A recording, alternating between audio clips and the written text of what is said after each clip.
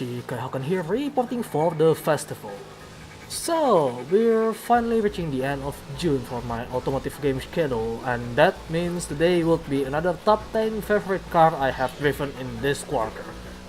Well, it would have been top 10, but I figured I change it to just 5 cars. While it is true there are a lot of good cars in this quarter of the year, the amount of cars appearing has been greatly reduced, with Xenon Racer becoming part of my regular content in the middle of the week. Not to mention, there are some different videos as well which appeared out of nowhere, like the tuning video and wheel spin video. So the other thing why I made this move is because I feel like in the last 2 videos for this series, there are quite a few cars that doesn't make a lot of impact when I drive it around. I don't say they are bad, alright. It's just that they don't really give me a lasting personal attachment, which I eventually just don't really remember about them. I still think that's possibly not the case, considering I still remember how bad P50 moved. But, you know, it's a possibility. Now that out of the way, I'm going to explain what I do in this video to the newcomer. This is a series that appears once every 3 months where I talk about some of my favorite cars during that time frame. As for the cars, I'm only allowed to put the cars that I already reviewed during that time frame, so there won't be a repeated entry. Of course, car with the same model name with different year is still allowed to enter together if it happened, but I believe it will be a rare case because I probably just going to put them in the same position unless they felt really different. Sound pretty simple if you ask me. With that being said, here are my personal top 5 favorite cars from April to June 2019. Number 5, 2013 BMW M6 Coupe on S1 class.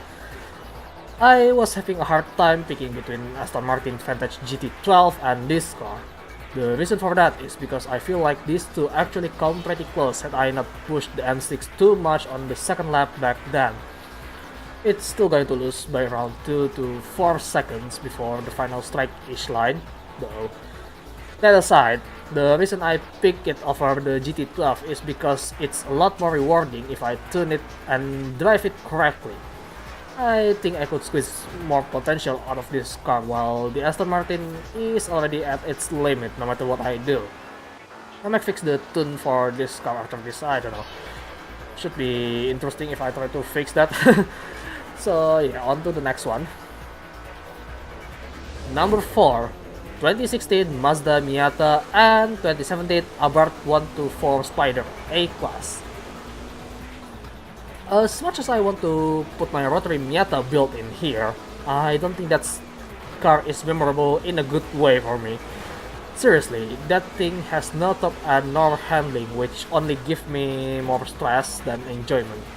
So I go to its sister on the lower class.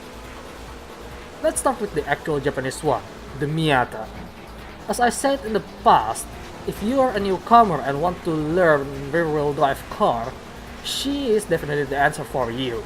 She is really easy to handle and fairly forgiving if you made a mistake.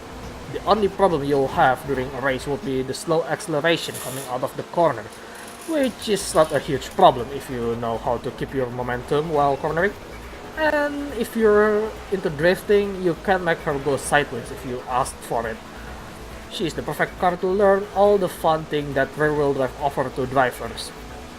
But what if you want something more advanced and Italian? Well, that's where the 2017 Abarth 124 Spider comes in. While the front of the car looks like a person got shocked after their parents told her she has a Japanese sister and doesn't know how they work due to cultural differences, I actually like the Italian design more than the actual Miata. But that's just preference, obviously. Maybe eventually we'll have a whole bunch of Miata designed by different countries. Who knows? Anyway, performance-wise, she's a little bit on the naughty side. What I mean by that is she clearly has more power and acceleration under the hood, but maintain the similar handling characteristic from a Miata. That means anything that wasn't a problem because her Japanese sister is forgiving to you become an actual problem if you're not careful handling her. Even though she is more sensitive than her Japanese sister, that doesn't mean she is more difficult to handle. Just treat her a bit gentler and she'll behave just fine. Number 3. 1981 Ford Fiesta XR2 A-Class. So, back when I tried to attack Medusa rally stage, which was created by PTG Corner Speed, also known as Corner Speed 6, I was challenging myself to use a different drivetrain. Connor already used all-wheel drive and Taku used rear-wheel drive. So naturally speaking, I picked a front-wheel drive car and that car happened to be this. I can put a lot more power into the car since front-wheel drive has a lot less PI than other drivetrain, but it costs me on the handling department. You see, when it comes to rallying, you want your car to lean more toward oversteer in order to make sure you are facing the right way after a corner. The car I'm using basically the opposite of what rallying needed, which means I'm making my life a lot harder than it's supposed to be. Quite realistic to be honest, but yeah. I end up fighting her under stiff problem from the start all the way to the finish line to keep her on the road. At some point on the last 10%, she managed to defeat me and cost me a win, because why the hell not? Despite that, I love to drive her from time to time. It's just so challenging to drive her, and unlike the rotary Miata, she is a fun one. I don't really recommend anyone to try it unless you know what you're doing, which I am definitely not. Number 2. 1958 Plymouth Fury A-Class. Okay, there's a lot of A-Class car in this list, but the A-Class department has been so great to drive, alright? Okay. We only have 3 muscle cars in this quarter, and 2 of them are a classic one. One is from Australia, and the other 2 are obviously from America. While I want to put the Mustang RTR in here simply for the amount of gear it has, I feel like it just fell short to be my favorite. On the other side, the Holden Sandland obviously couldn't make it due to the problem it have on handling department. Luckily, the Fury shines brightly on this quarter. She's really nice to drive, fast and unexpectedly good around the corner. I mean, the 1969 Dodge Charger is really good when it comes to handling. The only problem that you'll have with this car on this specific class is they are quite heavy to handle and it kinda hard to slow down with it. To be fair though, I'm quite used to handling muscle cars in this game, so I just have to adjust to it a little. The other problem is that she's only obtainable from seasonal playlist a few months ago, so yeah, it's not available anymore. On to honorable mentions. Okay, Quartz Regalia Type D and Cadillac Escalade for being an absolute titan on their class for all the wrong reasons. I mean, well, the Cadillac Escalade is not that bad, but the Quartz Regalia is not that competitive for what it's supposed to be.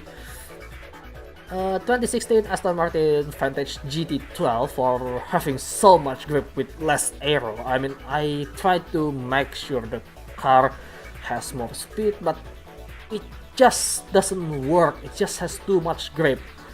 I mean, probably the diffuser also works really well on this particular car. I don't know, but it's just so, so much grip, no speed. But at least it has grip, so yeah, that's a good thing. 2018 Ford Mustang RTR Spec 5 for giving me the F1 shifting experience. I mean, it's quite hilarious when you try to make sure you have enough acceleration. Well, quote unquote enough, because you have more than enough than that. Yeah.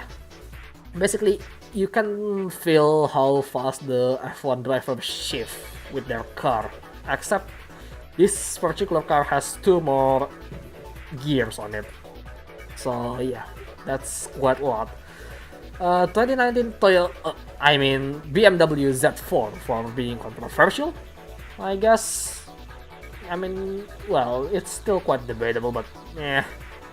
I mean, we see Miata and the Aperture 124 already, so it shouldn't be a big problem. But then again, Supra wasn't supposed to be built by BMW, I guess.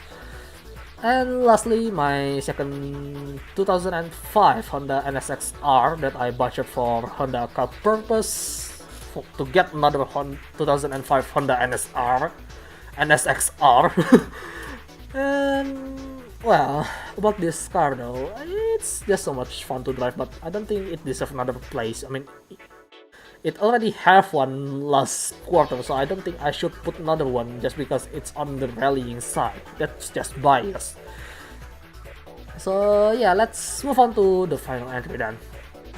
So, the number one is 2003 BMW Z3 MQK S1 class.